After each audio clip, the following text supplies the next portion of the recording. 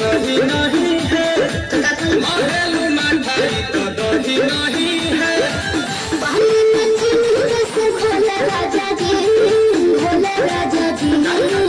पानी में चीनी जैसे घोले राजा जी, घोले राजा जी। कमरिया गोले गोले, कमरिया गोले गोले, कमरिया गोले गोले गोले गोले गोले राजा जी। कमरिया गोले गोले गोले गोले गोले राजा जी। कमरिया गोले गोले गोले गोले गोले रानी जी, कमरिया गोले गोले गोले गोले गोले रानी जी।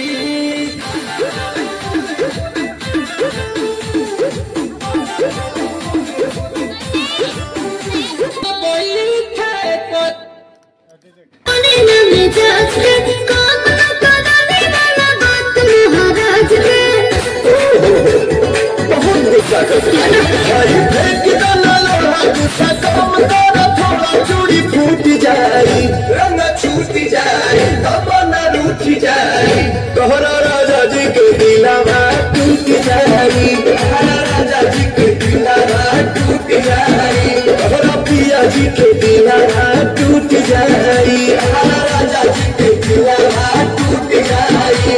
हमारा कौन है?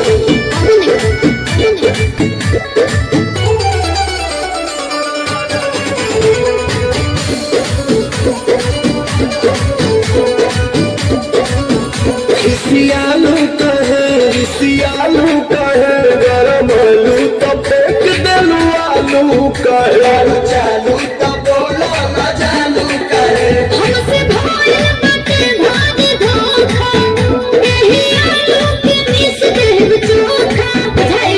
देबू नहीं खाए का बोलो हम कमाए चितर कूट जाए, दिल टूट खाए, दिल टूट खाए। तोहरा राजा जी के दिलावा टूट जाए।